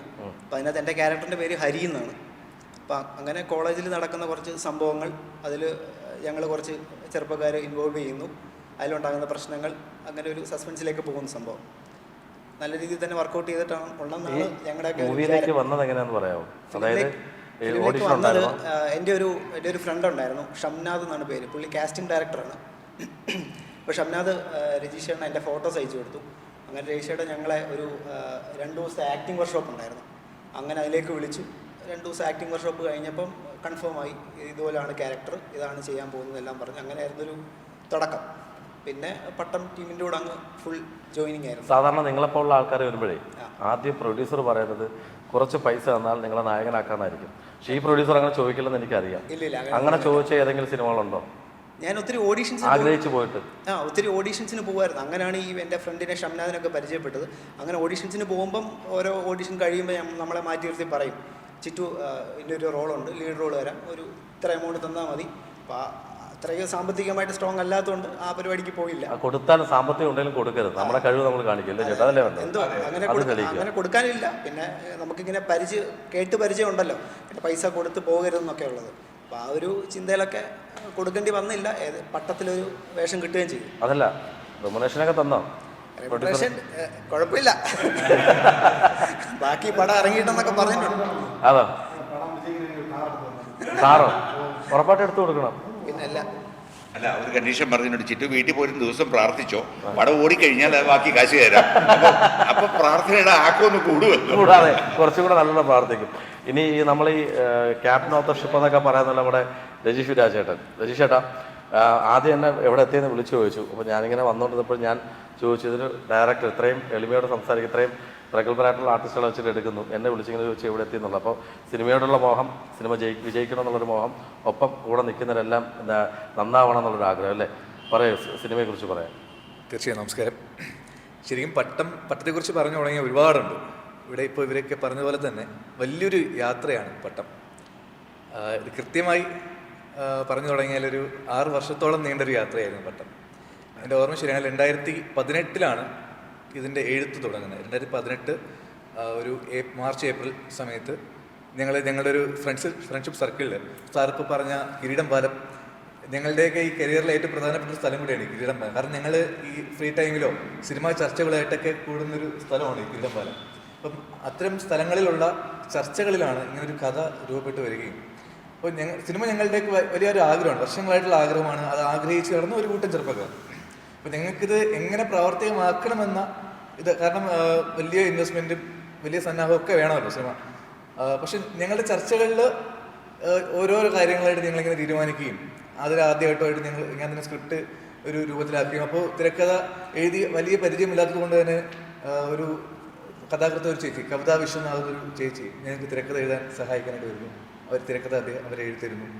അതുപോലെ ഈ സിനിമ ഇത്തരത്തിൽ ആഗ്രഹം, മ്യൂസിക് കോളേജിൽ നിന്ന് മ്യൂസിക് പഠിച്ച് മ്യൂസിക് ഡയറക്ടർ ആകണമെന്ന ആഗ്രഹമായി നടന്നൊരു പ്രശാന്ത് മോഹൻ എന്നൊരു ചെറുപ്പക്കാരൻ വരുന്നു. അദ്ദേഹം ഇതിനകത്ത് മ്യൂസിക് ചെയ്യാൻ നയിക്കുന്നു.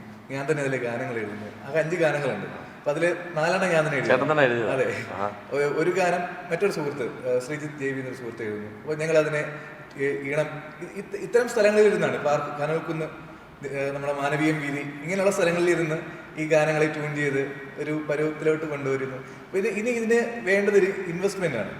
ആ ഒരു സാഹചര്യത്തിൽ ഞങ്ങളുടെ ഒരു സുഹൃത്ത്, ഞങ്ങളൊരു ചേട്ടൻ ആദ്യം ഇതിനകത്ത് നിങ്ങൾ ഇറങ്ങിക്കോ, എന്നെക്കൊണ്ട് ചെയ്യുന്നത് ഞാൻ ചെയ്യാം എന്നുള്ളൊരു ഉറപ്പ് തരികയും ഞങ്ങൾ അതിൻ്റെ ഒരു ഇതിലങ്ങ് ഇറങ്ങുകയാണ്. അപ്പോൾ ഈ കഥയുടെ പശ്ചാത്തലം എന്ന് പറഞ്ഞാൽ ശരിക്കും ഒരു NSS ക്യാമ്പാണ്. ഞങ്ങളുടെയൊക്കെ കോളേജ് കാലഘട്ടത്തിൽ ഞങ്ങൾ അനുഭവിച്ച ഈ NSS ക്യാമ്പിൽ അനുഭവിച്ച കുറേ നല്ല ഓർമ്മകളുണ്ട്. അപ്പോൾ അതിനെയൊക്കെ കണക്ട് ചെയ്തുകൊണ്ടൊരു കഥ എന്നുള്ളതായിരുന്നു ഞങ്ങളുടെ മനസ്സിൽ.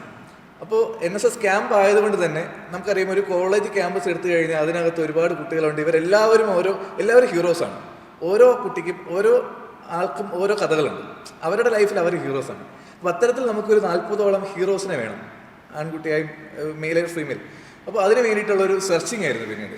അപ്പോൾ അതിനുവേണ്ടി ഞങ്ങളൊരു കാസ്റ്റിംഗ് കാൾ, അപ്പോൾ ഈ സമയത്തൊന്നും ഒരു 0 എക്സ്പെൻസിലായി ഈ സമയത്തൊക്കെ പോകുന്നത്. ഞങ്ങളുടെ ഒരു കൂട്ടായ്മയിൽ ഇതിങ്ങനെ പോവുകയായിരുന്നു. കാസ്റ്റിംഗ് കാൾ ഞങ്ങൾ തന്നെ തയ്യാറാക്കി. കേരളത്തിൽ നിന്ന് എല്ലാ ജില്ലകളിൽ നിന്നും ഒരുപാട് ആൾക്കാർ അതിലേക്ക് അഭിനയിക്കാനായിട്ട് വരുന്നു. അപ്പോൾ അതിൽ നിന്ന് ഞങ്ങൾ കുറച്ച് ആൾക്കാരെ സെലക്ട് ചെയ്ത് ഒരു വാട്സപ്പ് ഗ്രൂപ്പിനകത്ത് കൊണ്ടുവന്ന് 10 ലെവലിൽ അവർക്ക് ടാസ്ക് നൽകി. ആ ടാസ്കിൽ നിന്ന് മികച്ച പെർഫോം ചെയ്ത ആൾക്കാരെ സെലക്ട് ചെയ്ത് ഇങ്ങനെ പിക്ക് ചെയ്ത് കൊണ്ടുവന്ന് അവരുടെ കാലിബർ അനുസരിച്ച് ഒരു 2 ദിവസത്തെ ആക്ടിംഗ് വർക്ക്ഷോപ്പ് നടത്തി. പിന്നെ അവരുടെ കാലിബർ അനുസരിച്ച് കഥാപാത്രങ്ങൾ നൽകി. അപ്പം അങ്ങനെയാണ് ചിറ്റു സിനിമയിലെ നായകനായിട്ട് വരുന്നത്.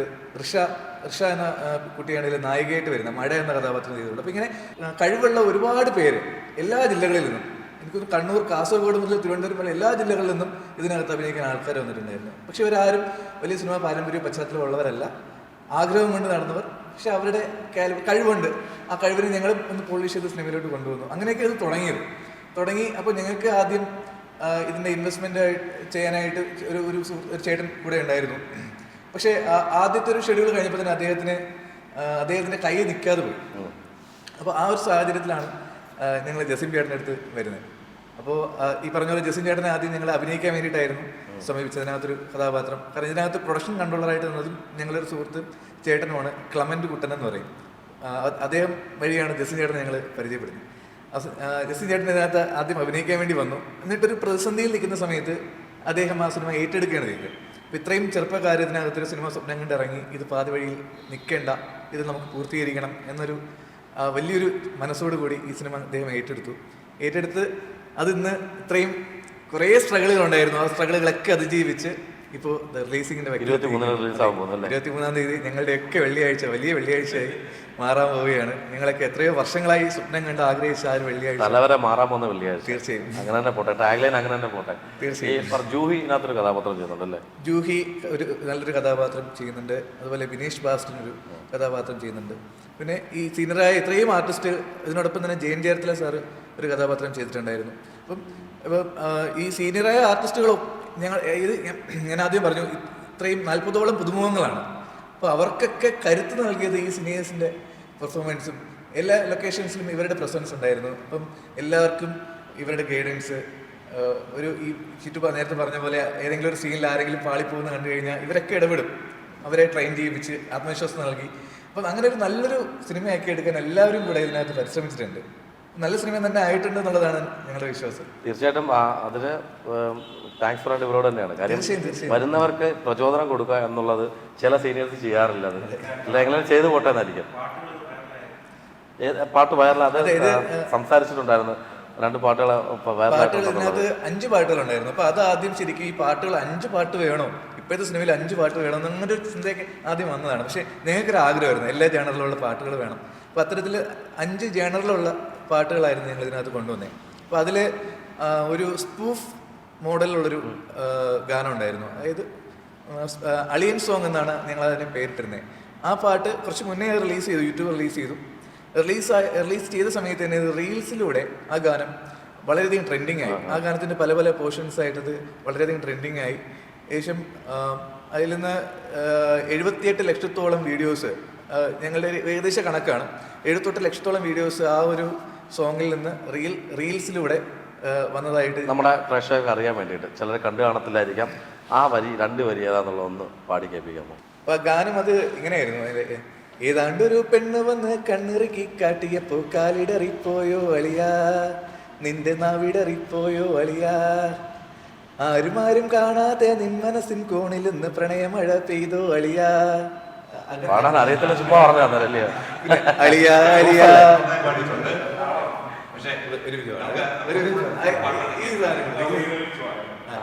അളിയാ അളിയാ പൊന്നളിയാ പറയളിയാ. ഒന്നുകൂടെ. അളിയാ അളിയാ പൊന്നളിയാ പറയളിയാ. പിന്നെ അതിനകത്തൊരു നിങ്ങൾ ഹാറ്റ്സ് ഓഫ് ഉണ്ട്. ഇതുവരെ ബാലാചേട്ടൻ ചെയ്യാത്തൊരു ക്യാരക്ടർ കൊടുത്തുകൊണ്ട് വളരെ സന്തോഷമില്ല കേട്ടോ. ഒരു സിനിമയിലും ചെയ്യത്തില്ല ചേട്ടാ. കാര്യം ബാലാചേട്ടൻ പോലീസ് ഓഫീസർ എന്ന് പറയുമ്പോൾ സീരിയസ്ലി അതിൽ അഭിനയിക്കുകയല്ല, ഒറിജിനലായിട്ട് ചെയ്യുന്ന ചില കഥാപാത്രങ്ങൾ കണ്ടിട്ടുണ്ട്. പക്ഷേ ഈ പോലീസ് കഥാപാത്രത്തോട് ഇത്ര ഇഷ്ടമാണോ ചേട്ടാ? കാര്യം ചെയ്യുമ്പോൾ അങ്ങനെ തോന്നാറുണ്ട്. നമ്മൾ സീരിയസ് ആയിട്ടുള്ള ഉത്തരം പറയണോ തമാശയായിട്ട് വേണോ?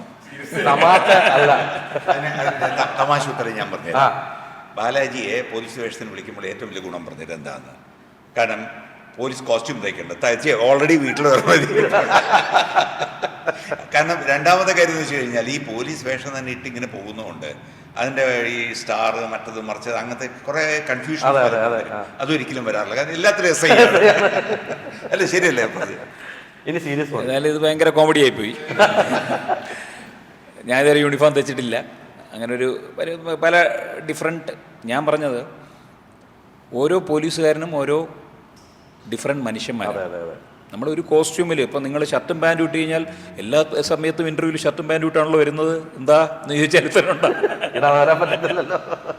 എന്ന് പറഞ്ഞ പോലെയാണ്. അതായത് ഓരോ കഥാപാത്രവും ഡിഫറെൻ്റാണ്.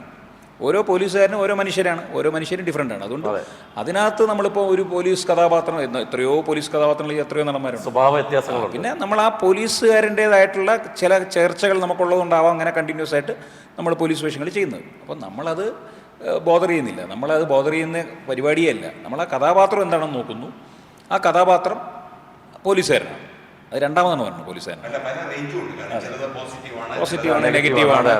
അപ്പം നമ്മൾ അതിനകത്ത് ഒന്നും ചെയ്യാനില്ലാത്ത ഒരു സിനിമയിൽ ഇപ്പോൾ മോഹൻലാൽ എന്ന് പറഞ്ഞൊരു സിനിമ, മോഹൻലാൽ എന്ന് പറഞ്ഞ ഒരു സിനിമ, അപ്പോൾ സജിദ് യാഹ്യ. അപ്പം സജിദിൻ്റെ അടുത്ത് വന്നപ്പോഴത്തേക്കും ഫസ്റ്റ് ഇൻട്രൊഡക്ഷൻ സീൻ മഞ്ജു വാര്യരെ അറസ്റ്റ് ചെയ്തുകൊണ്ട് പോകുന്നു, ചോദ്യം ചെയ്യുന്നു, അങ്ങനെയുള്ള പരിപാടികൾ.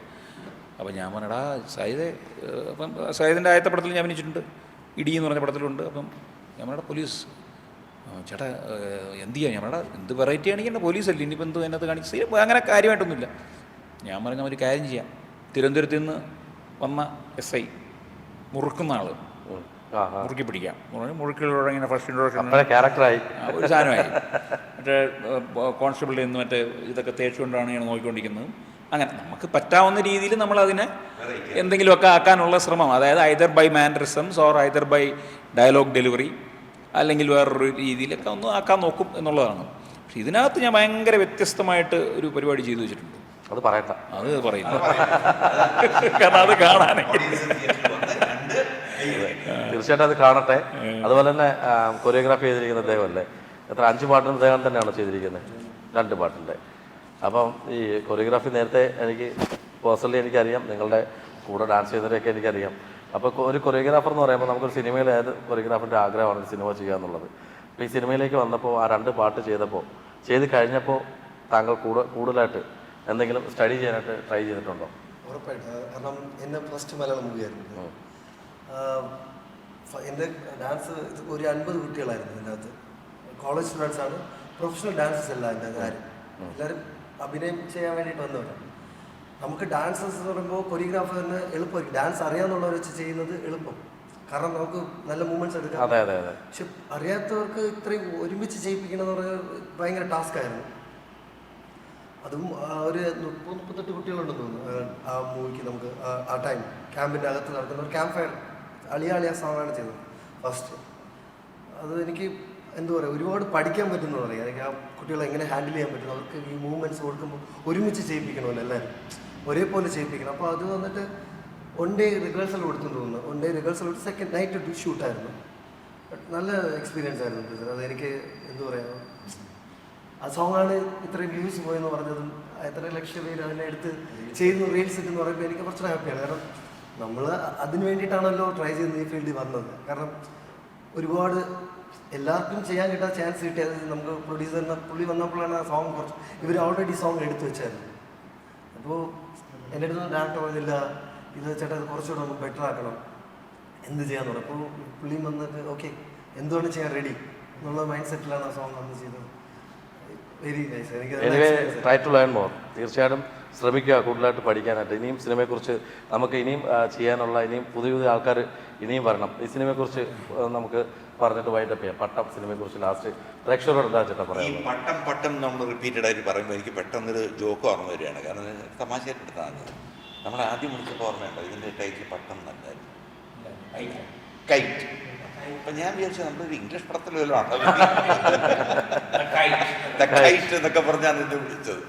അപ്പോൾ അത് കഴിഞ്ഞ് അവിടെ ചെന്ന് നോക്കി മലയാളം പടമാണ്, അത് ബാലാജിക്കാണ് കൂടെ ഉള്ളത്. അപ്പോൾ വ്യക്തമായിട്ട് മനസ്സിലായി മലയാളം പടം തന്നെയാണ്. പക്ഷേ ഞാൻ പ്രൊഡ്യൂസറോട് എനിക്ക് ചോദിക്കല്ല, എന്താണ് ആ ടൈറ്റിലിൻ്റെ ഒരു ചേഞ്ച് വരാൻ കാര്യം? കൈറ്റ് എന്നുള്ള പിന്നെ പട്ടത്തിലേക്ക് എങ്ങനെ ചെന്നെത്തി പറ്റി? അതാ ശരി. സാർ ഞങ്ങൾക്ക് ശരിക്കും പട്ടം എന്ന പേര് ഇടാനായിരുന്നു ആഗ്രഹം. പക്ഷെ പട്ടം പോലെ എന്നൊരു സിനിമ 2014 വന്നൊരു സിനിമ ഉണ്ടായിരുന്നു. അപ്പോൾ നമ്മൾ ചേമ്പറിൽ ഈ ടൈറ്റിൽ രജിസ്ട്രേഷനുമായിട്ട് പോയ സമയത്ത് സാമ്യത ഉള്ളതുകൊണ്ട് ഈ ടൈറ്റിലിൻ്റെ ഒരു പ്രോബ്ലം, പട്ടം എന്ന പേരിടാനുള്ളൊരു പ്രശ്നം ഉണ്ടായിരുന്നു, സാങ്കേതിക പ്രശ്നം ഉണ്ടായിരുന്നു. അപ്പോൾ ഞങ്ങളത് കാർട്ടൂൺകാരനായ സാർ, പ്രൊഡ്യൂസർ, അദ്ദേഹത്തെ പോയി കണ്ടു. ദുൽഖറിൻ്റെ സിനിമയാണ് പട്ടം പോലെ. അപ്പോൾ ദുൽഖറുമായിട്ട് സംസാരിച്ചു. അപ്പോൾ അവരുടെയൊക്കെ കൺസെൻറ്റോട് അനുവാദത്തോടു കൂടിയാണ് പിന്നീട് പട്ടം എന്ന ടൈറ്റിൽ അത് പട്ടം പോലെ അല്ലായിരുന്നു, അത് പട്ടം പോലെയായിരുന്നു. അപ്പോൾ രണ്ടും സാമ്യതയുണ്ട് എന്നുള്ള ഒരു സാങ്കേതികത ഒഴിവാക്കിക്കൊണ്ട് അവരുടെ അനുവാദത്തോടെ തന്നെയാണ് പിന്നെ കൈറ്റ്സ് എന്നുള്ള നമ്മുടെ ഋതിക് റോഷന്റെ ഹിന്ദി മൂവി ഉണ്ടായിരുന്നു. കൈറ്റ്സ് ഹിന്ദി മൂവി ഉണ്ട്. അപ്പൊ എന്തായാലും മാറ്റി അതില്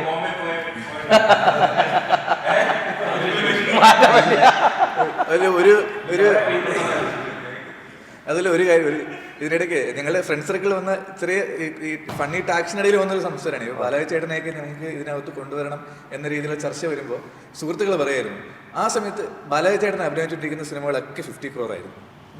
ഒരു സമയത്ത് അപ്പം ബാലാജി ചേട്ടനെ കൊണ്ടുവന്ന് നമ്മുടെ സിനിമ ഉറപ്പായിട്ട് 50 crore അടിക്കും, ഉറപ്പായിട്ടും കൊണ്ടുവരണം. ഇങ്ങനെയൊക്കെയുള്ള സംസാരങ്ങൾ ഈ ആർട്ടിസ്റ്റ് സെലക്ഷൻ സമയത്ത് ഉണ്ട്. ഇപ്പൊ എന്റെ മനസ്സിൽ ഓർമ്മ എന്താ പറയുക ചേട്ടാ, അല്ല അത് പൊതുവെ അങ്ങനെ ഒരു ഇൻഡസ്ട്രിയിൽ വിശ്വാസങ്ങളുണ്ട്. ഇന്ന ആർട്ടിസ്റ്റിനെ ഇട്ട് കഴിഞ്ഞാൽ ഈ പറഞ്ഞ പോലെ പടം സൂപ്പർ ഹിറ്റ് ആയിരിക്കും. അപ്പോൾ ബാലജി അത്രയ്ക്കും ലക്കി ആർട്ടിസ്റ്റാണെന്ന് എനിക്കറിയില്ലായിരുന്നു. ഒന്നുകൂടെ അടുത്തിരിക്കാം. അല്ല ഇനിയിപ്പോ എന്തൊരു ജോക്കായിട്ട് എടുത്താൽ മതി. ഇന്നത്തെ നാളെ തൊട്ട് പ്രൊഡ്യൂസർ ബാലാചേട്ടൻ്റെ ഫോട്ടോ അപ്പുറത്ത് 500 നോട്ട്, അപ്പോൾ ബാലാചേട്ടൻ 50 കോടി നമ്മുടെ ജനാർദ്ദൻ ചേട്ടനില്ലേ, ജനാർദ്ദൻ ചേട്ടനെ വെച്ച് ആയിരിക്കും. ഞാൻ അങ്ങനെ കേട്ടിട്ടുണ്ട്, എനിക്കറിയില്ല, ചേട്ടനൊക്കെ സീനിയറാണ്. സിദ്ദിഖ് ലാൽ കൂട്ടുകെട്ടിൻ്റെ പടങ്ങളിലെല്ലാം ഫസ്റ്റ് ഷോട്ട് ജനാർദ്ദൻ ചേട്ടനെ വെച്ച് അഭിനയിപ്പിക്കുമെന്ന് കേട്ടിട്ടുണ്ട് പല സിനിമകളിലും. കാരണം അതൊരു വിശ്വാസത്തിൻ്റെ ഒരു ഇതിപ്പോൾ എന്ന് വെച്ച് കഴിഞ്ഞാൽ ഇതിനകത്ത് ലക്കെന്ന് പറയുന്ന ഒരു ഫാക്ടർ ശരിക്കും എൻ്റെ ഭാഗ്യമാണ്. അന്ന് നമ്മൾ അഭിനയിച്ച കുറേ പടങ്ങൾ 50 കോടിയിൽ കൂടുതൽ കളക്ട് ചെയ്യുക.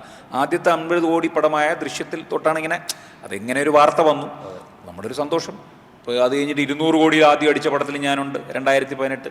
അതൊക്കെ നമ്മുടെ ഒരു ഭാഗ്യമായിട്ട്, നമ്മുടെ ഭാഗ്യമാണ്, അല്ല അവരുടെ ഭാഗ്യമല്ല. പറഞ്ഞ മനസ്സിലായി? അല്ല ചേട്ടാ, അത് ഒരു ഈ പറഞ്ഞത് ഈ വിധി എന്ന് പറയുന്ന ഒരു സംഭവം ഉണ്ടല്ലോ, അത് ചേട്ടനോട് എപ്പോഴും ഉണ്ടാവട്ടെ, ഈ പടത്തിൽ ഉണ്ടാവട്ടെ. അതൊരു നമ്മുടെ ഒരു സന്തോഷം. അതുകൊണ്ടാണ് ബാലാജി ചേട്ടൻ്റെ ഫോട്ടോ ഏറ്റവും മുകളിൽ വെച്ചത്. അതെനിക്ക് തോന്നിയെന്നറിയാമോ, ഞാനും വന്ന് കണ്ട അന്തം വിട്ടുപോയി. സംഭവം ഇന്നലെ രാത്രി വിളിച്ചപ്പോഴാണ് ഞാൻ വരാമെന്ന് പറഞ്ഞു. അപ്പോൾ പെട്ടെന്ന് ഇയാൾ പടം വെച്ചില്ലെങ്കിൽ കുഴപ്പമാവും, അപ്പോൾ ഇതിൻ്റെ ഇടയിൽ കുത്തിക്കയറ്റാൻ പറഞ്ഞപ്പോൾ അവൻ ഉള്ളൊരു പടം ഞാനെന്തോ പൂജപ്പുര മാർക്കറ്റിൽ നിന്ന് സാധനം വാങ്ങിച്ചിട്ട് പറഞ്ഞ ഏതൊരു ഫോട്ടോ ഏതോ ഫേസ്ബുക്കിൽ കിടന്നതിനെ എടുത്ത് വെച്ച് അവർ പോസ്റ്റ് ചെയ്താണ്. സംഭവം കണ്ടില്ല. ബാക്കി എല്ലാം ഒരു സിങ്ക്രണൈസ്ഡ് ആയിട്ടുണ്ട്. പക്ഷെ ഇത് മാത്രം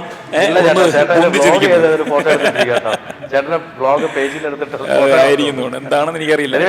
ആ ഫോട്ടോ, ഈ 4 ഫോട്ടോസും നല്ല ഹൈലൈറ്റ്, ജയൻ ഉൾപ്പെടെയുള്ള ആൾക്കാരുണ്ട്. പക്ഷെ താഴെയാണ് സസ്പെൻസ് ഉള്ളത്. നമ്മളെ ചേർത്ത് വെച്ചിരിക്കുകയാണ് അവിടെ. അവിടെ ഒരാളെ അഭിനയമൂർത്തി ഭാവം നിൽക്കുകയാണ് അവിടെ. അപ്പം വേറെ കാര്യം, നിങ്ങളുടെ പ്രൊഡ്യൂസറിനെ കുറിച്ച് പറയാൻ ഉഗ്രം ക്രിക്കറ്റ് പ്ലെയർ ആണ് കേട്ടോ. നാളെ ഒരു ഷർട്ടിടാതെ ക്രിക്കറ്റ് കളിച്ച ആദ്യത്തെ ഞാൻ പത്രത്തിൽ വായിച്ചിട്ടുണ്ട്. ഷർട്ടിടാതെ ക്രിക്കറ്റ് കളിച്ച് ഫേമസ് ആയ നമുക്ക് അദ്ദേഹത്തിന് അറിയാവുന്ന ഇപ്പോൾ പ്രൊഡ്യൂസറായിട്ട് മാത്രമാണ്. പിന്നെ ഓഫ് കോഴ്സ് ഇപ്പോൾ നടനുമാണ്. ഇത് കൂടാതെ അദ്ദേഹം വലിയൊരു റിയൽ എസ്റ്റേറ്റ് ഏജന്റ് ആണെന്നുള്ളത് പലർക്കും അറിയില്ല. അതുമാത്രമല്ല ഒരു ചെറിയ കോഴി കൂടിയാണ്. അല്ല സോറി, ആദ്യം പറഞ്ഞ കറക്ഷൻ, ഞാൻ സ്പെല്ലിംഗ് മിസ്റ്റേക്ക് ഒരു കോഴി കച്ചവടം ചെയ്യുന്ന ഒരാൾ കൂടിയാണ് എന്നോട് പറയേണ്ടിയിരിക്കുന്നത്. ഞാൻ പോകുന്നു കേട്ടോ. എന്തറിയാം, സാധാ ഇവിടെ ഇരിക്കുന്നതിൽ കോമഡി റിയാലിറ്റി ഷോയിലൂടെ വന്ന ഞാനാണ്. എന്നെക്കാളും സ്കോർ ചെയ്തുകൊണ്ടിരിക്കുക പുള്ളി. വളരെ സീരിയസ് വേഷങ്ങളൊക്കെ ചെയ്യുന്ന ആളാണ്. എനിക്ക് തോന്നുന്നു ഈ ഇന്റർവ്യൂ കഴിയുമ്പോഴേ ചേട്ടന് കൂടുതൽ കോമഡി വേഷങ്ങളായിരിക്കും വരാൻ പോകുന്നത്. പിന്നെ വേറൊരു സന്തോഷ വാർത്തയോടെ പറയാനുണ്ട്. നമ്മുടെ ദിനേശ് ചേട്ടൻ സുഭാഷ് ചന്ദ്രബോസിന്റെ വേഷം ചെയ്തുകൊണ്ടിരിക്കുകയാണ്, ഇല്ലേ ചേട്ടാ? ഒരു സിനിമയിൽ അതിനെക്കുറിച്ച് ആദ്യം ഒരു കോമഡി പറഞ്ഞോട്ടെ. ഞാനിവിടെ വന്ന് ലാൻഡ് ചെയ്തപ്പോൾ എന്നെ ആദ്യം വിളിച്ചത്, അല്ല സുഭാഷ് ചേട്ടാ വിശേഷങ്ങളൊക്കെ. സുഭാഷ് ചേട്ടാ എൻ്റെ പേര് മറന്നുപോയോ? അപ്പോഴാണ് സീരിയസ് ആയിട്ട് പറഞ്ഞതാണ്. പക്ഷെ മനസ്സിൽ കിടന്നത് കാര്യം ഞാൻ ഈ സുഭാഷ് ചന്ദ്രബോസിന്റെ ഒരു വേഷം ചെയ്യുന്നത് പുള്ളി ഇന്നലെ ഫേസ്ബുക്കിൽ വായിച്ചു കഴിഞ്ഞിട്ട് അത് മനസ്സിൽ കിടക്കുന്നതുകൊണ്ട് തന്നെ ദിനേശും സുഭാഷും കുറച്ച് സാമ്യതയുണ്ടല്ലോ. അതുകൊണ്ട് ഞാൻ എൻ്റെ അടുത്ത് വന്നോണ്ടേ പറഞ്ഞു, ചേട്ടാ നമ്മൾ ബാലാജി ചേട്ടൻ ഉണ്ട്, ഞാൻ ഉണ്ട്, വേറെ സുഭാഷ് പണിക്കർ വരുന്നുണ്ടല്ലേ. ഞാൻ സുഭാഷ് പണിക്കർ, അപ്പം മിമിക്രിയിൽ പണ്ടൊരു സുഭാഷ് പണിക്കരില്ലേ ഉണ്ടായിരുന്നു. അപ്പം ഞാൻ പറഞ്ഞു സുഭാഷ് പണിക്കരും ഉണ്ടാവും. ഞാൻ പറയാം സുഭാഷ് പണിക്കർ കാണുമായിരിക്കും, സുഭാഷ് പണിക്കരുണ്ട്. ഞാൻ പറഞ്ഞു ദിനേശ് ചേട്ടനും ഉണ്ട്. അപ്പോൾ പുള്ളി ദിനേശ് ചേട്ടൻ. ഞാൻ പറഞ്ഞു ദിനേശ് പണിക്കർ, അയ്യോ സോറി ദിനേശ്. ഞാൻ പറയും ഇത് ഞാൻ പറയും, കാരണം ഇവൻ്റെ പേര് ഷിബു ലബാൻ എന്നുള്ളത് മാറ്റി ലഗാൻ, ലുഗാൻ, ലിഗാൻ എന്നൊക്കെ പറയുമ്പോൾ പുള്ളിയാണ് കറക്റ്റ് ചെയ്യുന്നത്. അങ്ങനെ വിളിക്കരുത്, ഒരാളുടെ പേര് മാറ്റി വിളിക്കരുത്, ഷിബു ലബാൻ പറയൂ എന്ന് പറഞ്ഞിപ്പിച്ചേ വിടുള്ളൂ. ഇത് പുള്ളിയുടെ പേര് തിരിച്ചറിഞ്ഞു. ഇനി മിക്കവാറും ആത്മയെന്ന് ഇവന് അംഗത്വം മിക്കവാറും പുള്ളി ഇങ്ങനെ ഇരിക്കുമെങ്കിലും ഇത് നോട്ട് ചെയ്തിട്ടുണ്ട് പുള്ളി. ആത്മയെന്ന് നിന്റെ ചീട്ട് കീറി. അല്ല മാത്രമല്ല ചോദിച്ചതിന് ഒരു മറുപടി പറയാം. ഇപ്പോൾ അത് വലിയൊരു ഭാഗ്യമായിട്ടാണ് ഞാൻ കണക്കാക്കുന്നത്. കാരണം ഒരു പാൻ ഇന്ത്യ ഫിലിമാണ്, 5 ലാംഗ്വേജിൽ എടുക്കുന്ന ഒരു പടമാണ്. അപ്പോൾ അതിനകത്ത് ഒരു മുഖ്യ കഥാപാത്രം അതായത് സെൻട്രൽ ക്യാരക്ടർ എന്ന് പറയുന്നത് ഈ സുഭാഷ് ചന്ദ്രബോസാണ്. അദ്ദേഹത്തിൻ്റെ ജീവചരിത്രമാണ് സിനിമയിൽ പറഞ്ഞു പോകുന്നത്. അപ്പോൾ എനിക്ക് വന്ന ഒരു അഡ്വാൻറ്റേജ് എന്ന് പറഞ്ഞാൽ ഒന്ന് സുഭാഷ് ചന്ദ്രബോസിൻ്റെ ഫേസ് വൈസ് ലുക്ക് വന്നു എന്നുള്ളതാണ് ഏറ്റവും വലിയ അഡ്വാൻറ്റേജ്. രണ്ടാമത്തെ കാര്യം എനിക്ക് ഇംഗ്ലീഷ് നന്നായിട്ട് അറിയാം, ഹിന്ദി നന്നായിട്ട് അറിയാം. അപ്പോൾ ഈ 2 ലാംഗ്വേജാണ് ഈ സുഭാഷ് ചന്ദ്രബോസ് കൈകാര്യം ചെയ്യുന്നത്. അപ്പോൾ ഇതെല്ലാം കൂടെ ഒത്തുവന്നപ്പോൾ ആ ഒരു വേഷമിടാനുള്ള ഭാഗ്യം കിട്ടി എന്നുള്ളതാണ് ഏറ്റവും വലിയ. അതിൻ്റെ ഒരു ഷെഡ്യൂൾ ഇപ്പോൾ പാലക്കാട് ഷൂട്ട് ചെയ്ത് കഴിഞ്ഞു. ഇനി ബാക്കിയുള്ളത് ലക്നൗവിൽ ഷൂട്ടിംഗ് ഉണ്ട്. കൂടാതെ ഇനി കണ്ണൂർ കുറേ ചീറ്റിംഗ് ആയിട്ട് കുറേ പോർഷൻസ് കണ്ണൂർ എടുക്കുന്നുണ്ട്. അപ്പോൾ അതോടെ മിക്കവാറും പടം തീർക്കാനാണ് പരിപാടി. ലക്നൌവിലും കണ്ണൂരിലും ചേട്ടൻ്റെ കൂടെ നടക്കുന്ന ഒരു കഥാപാത്രം വരാൻ പോണെന്ന് പറഞ്ഞു കേട്ടോ. അത് കഥാപാത്രത്തിന് പേര് വേണ്ടേ? നമുക്ക് പ്രൊഡ്യൂസറോട് പറയാം. മുജെ ഹിന്ദി മാലു മതിയാവൂ? അതുപോലെ അപ്പൊ ജാസിമിനെ വിടാം.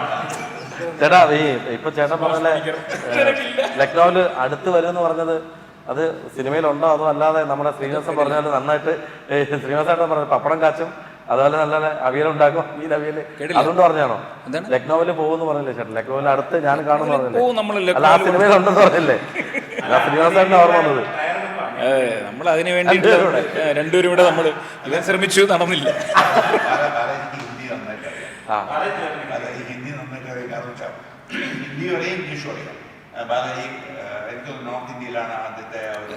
എയർഫോഴ്സിലുണ്ടായിരുന്ന സമയത്ത് ഞാനൊരു ഹിന്ദി സിനിമയിൽ അഭിനയിച്ചിട്ടുണ്ട്, ഇസ് എന്ന് പറഞ്ഞിട്ട്. മല്ലിക ഷെറാവത്ത്, ഇർഫാൻ ഖാനൊക്കെ ഉള്ള കേരളത്തിൽ ഷൂട്ട് ചെയ്തു ഒരു പടമായിരുന്നു. ജെന്നിഫർ ലിഞ്ച് എന്ന് പറഞ്ഞിട്ടൊരു ഹോളിവുഡ് ഡയറക്ടറാണ് അത് ചെയ്തത്. ഒരു പാമ്പിൻ്റെ കേരളം ഭയങ്കര ഒരു ഹിറ്റായിട്ടുള്ള പരിപാടി. പക്ഷേ നമ്മൾ ഇത്തരത്തിലുള്ള കഥാപാത്രങ്ങൾ ചെയ്താലും നമ്മുടെ മലയാളത്തിലുള്ള ഡയറക്ടേഴ്സ് അതൊന്നും മൈൻഡ് ചെയ്യാതെ പോകുന്നതാണോ ചേട്ടാ? അങ്ങനെയൊന്നുമല്ല, അത് തെറ്റായ ധാരണയാണ്. കാരണം ഞാനിപ്പോൾ ചെയ്ത നിങ്ങൾ കാണാത്ത സിനിമകൾ ഞാൻ ചെയ്തിട്ടുണ്ടാവാം. അതെ അതെ അതെ. എന്നെ 100 പടം എന്നെ അഭിനയിക്കാൻ സാധ്യമാക്കിയ പടം എന്ന് പറഞ്ഞാൽ ഒഴിമുറി എന്ന് പറഞ്ഞൊരു പടമാണ്, മധുബാലേട്ടൻ സംവിധാനം ചെയ്ത പടം. അതിനകത്ത് എൻ്റെ കഥാപാത്രം എന്ന് പറഞ്ഞു കഴിഞ്ഞാൽ ഒരു എല്ലാ ഇമോഷൻസും ഉള്ള ഒരു 8 സീനിലും 8 ഇമോഷൻസ് പ്രകടിപ്പിക്കാൻ സാധ്യമായിട്ടുള്ളൊരു പടമാണ്. ആ പടം കണ്ടുകൊണ്ട് ആ പടം ഒറ്റ കാരണം ആ പടം കൊണ്ട് എപ്പോഴും മധുബാലേട്ടൻ പറയും ഏറ്റവും കൂടുതൽ ഗുണം ഉണ്ടായത് നിനക്കാണെന്ന് പറയും. കാരണം അത് വളരെ കുറച്ച് തിയേറ്ററിൽ ഓടിയ പടമായിട്ട് കൂടിയും അത് ആ പടം കണ്ടിട്ടുള്ള എല്ലാ സംവിധായകരും എന്നെ അഭിനയിക്കാൻ വിളിച്ചിട്ടുണ്ട്. അപ്പോൾ ഈ പറഞ്ഞ പോലെ നമ്മൾ ഓരോ കഥാപാത്രവും നമ്മളൊക്കെ ഇപ്പോഴും 24 വർഷമായിട്ട് ഞാൻ ഇൻഡസ്ട്രിയിലുണ്ട്, പറഞ്ഞ് മനസ്സിലായില്ലേ? അപ്പോൾ ഇത്രയും വർഷം കൊണ്ട് നമ്മൾ ഇൻഡസ്ട്രിയിൽ ഇന്നും ഇതാണ് നമ്മുടെ ഉപജീവന മാർഗം. അപ്പോൾ നമ്മൾ ഇത്രയും കാലം നിലനിൽക്കുക എന്ന് പറയുന്നതിനെ തന്നെ നമ്മളെ അവർ നന്നായിട്ട് കൺസിഡർ ചെയ്യുന്നു എന്നുള്ളതാണ്. തീർച്ചയായിട്ടും. പിന്നെ നമ്മളിങ്ങനെ കൊട്ടി നിൽക്കും, ഒരു ലൂസ് ബോൾ ഒരു 6 അടിക്കും, ലൂസ് ബോൾ കിട്ടുമ്പോൾ അടിച്ചിരിക്കും. ക്രിക്കറ്റ് പ്ലെയർ ആണെന്ന് മനസ്സിലായി. അപ്പം തീർച്ചയായിട്ടും വളരെ സന്തോഷം. പട്ടം സിനിമ നന്നായിട്ട് വരട്ടെ. പ്രേക്ഷകരോട് നമ്മുടെ ഡയറക്ടറിന് എന്തോ ഒരു കാര്യം കൂടെ പറയാനുണ്ട്. ദിനേശ് സാറിനോട് ഒരു കാര്യം ചോദിക്കാനാണ്. അതായത് ഇപ്പോൾ റീമേക്കുകളുടെ കാലമാണ്. അപ്പം ലാലേട്ടൻ്റെ ഒരുപാട് സിനിമകൾ ഇപ്പോൾ മണിച്ചിത്രത്താഴ് ഉൾപ്പെടെ ദേവദൂതനൊക്കെ റീമേക്ക് ചെയ്ത് വന്നു. അപ്പോൾ നമുക്ക് കിരീടോ അതുപോലുള്ള ഏതെങ്കിലും സിനിമകളോ റീമേക്ക് ചെയ്ത് കാണാനുള്ള അവസരം, അതായത് ഇപ്പോൾ നമുക്ക് റിലീസുകളുടെ കാലമാണ്. ദേവദൂതനും മണിച്ചിത്രത്താഴും ഒക്കെ ഇപ്പോൾ റിലീസായി വന്നു. അപ്പോൾ സാറ് കിരീടം പോലുള്ള അല്ലെങ്കിൽ കിരീടോ അല്ലെങ്കിൽ സാർ നിർമ്മിച്ച മറ്റേതെങ്കിലും സിനിമ നമുക്ക് റിലീസിലൂടെ കാണാനുള്ള ഒരു ഭാഗ്യം ഉണ്ടാകും? കിരീടം നിങ്ങൾക്ക് കാണാനുള്ള ഭാഗ്യം സ്ഫടികം ഓൾറെഡി വന്നു കഴിഞ്ഞു. അല്ല, ഇതിനകത്ത് ഒരു മറുപടി പറയാൻ ഇപ്പോൾ പറ്റില്ല. കാര്യം പറഞ്ഞുതരാം. ഇന്നിപ്പോൾ ഞാൻ മനസ്സിലാക്കിയത് മണിച്ചിത്രത്താഴ് ഉടനെ റിലീസുണ്ട്. അത് കഴിഞ്ഞ ഉടനെ തേമാവിൻ കൊമ്പത്ത് വരുന്നുണ്ട്.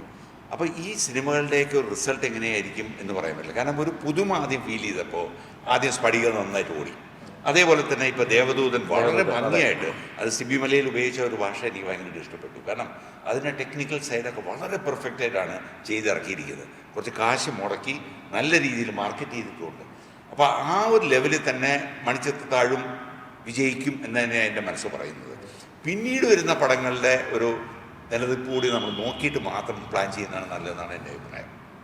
തീർച്ചയായിട്ടും ആ ചോദ്യത്തോടു കൂടി തന്നെ ഒരു റിലീസിൻ്റെ എല്ലാം മറുപടി നമുക്ക് കിട്ടിക്കഴിഞ്ഞു. ഇനി നമ്മുടെ സിനിമയെക്കുറിച്ച് പ്രേക്ഷകരോട് ലാസ്റ്റായിട്ട് എന്താ പറയുള്ളൂ? ആരെയും 23-ാം തീയതി റിലീസാണ് പട്ടം സിനിമ. അപ്പം എല്ലാവരെയും വരമാറാൻ പോകുന്നൊരു ദിവസമാവട്ടെ വെള്ളിയാഴ്ച. അല്ല, ഇത് ഒന്നേ പറയാനുള്ളൂ. കാരണം എന്ന് വെച്ച് കഴിഞ്ഞാൽ ഈ ഒരു വർഷം നമ്മൾ തുടക്കം മുതൽ കണ്ടത് പ്രേമലു എന്ന് പറയുന്ന ചെറുപ്പക്കാരുടെ ചിത്രം വൻ വിജയമായിട്ട് മാറി. അതേപോലെ തന്നെ നമ്മുടെ മഞ്ഞുമൽ ബോയ്സ്, അതും ചെറുപ്പക്കാരുടെ ഒരു സിനിമ. എല്ലാവരും ശരിക്കും പറയാം ഏറ്റുവാങ്ങിയ സിനിമ. ഇപ്പോൾ ഇറങ്ങിയ വാഴ, അതേപോലെ തന്നെ എല്ലാവരും നല്ല രീതിയിൽ നല്ല റിപ്പോർട്ടോടുകൂടി ആ ചിത്രം പോകുന്നുണ്ട്.